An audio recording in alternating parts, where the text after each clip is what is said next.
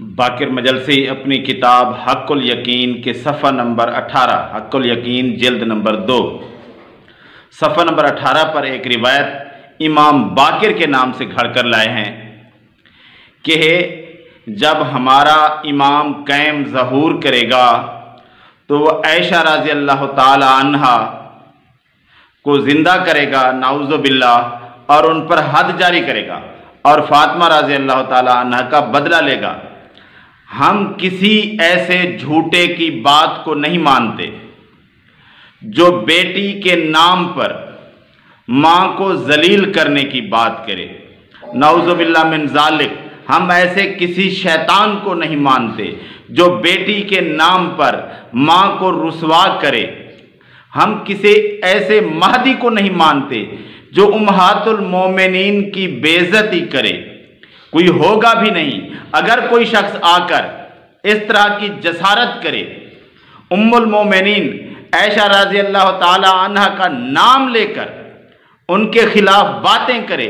اور مہدی ہونے کا دعویٰ کرے، ہم ایسے کسی مہدی کو نہیں مانتے، کیونکہ یہ ایک ضلالت ہے، گمراہی ہے، اور ایسا ہوگا بھی نہیں۔ لیکن نعوذ باللہ من ذالک، عائشہ رضی اللہ تعالی عنہ کی قبر تو موجود ہے،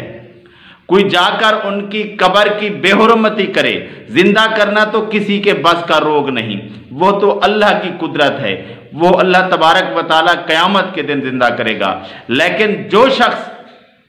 اپنے آپ میں مہدی ہونے کا دعوے دار ہو اور وہ آ کر عائشہ رضی اللہ تعالی عنہ کی قبر کی بے حرمتی کرے، ہم ایسے کسی مہدی کو نہیں مانتے۔ جو ام المومنین جن کو اللہ تبارک و تعالیٰ نے قرآن مجید میں ام المومنین کہا ہے، ان کے نام کے ساتھ برے الفاظ استعمال کرے یا ان کی کسی بات کی بے حرمتی کرے جن کی اللہ تبارک و تعالیٰ نے پاک دامنی کی گواہی قرآن مجید میں دی ہے، ہم ایسے کسی مہدی کو نہیں مانتے، ہم ایسے کسی امام کو نہیں مانتے جو نبی کے گھر کی بے حرمتی کرے۔ ایسا ہوگا بھی نہیں۔ جو محمد بن عبداللہ نام کا بندائے گا وہ تو ایسا نہیں ہوگا۔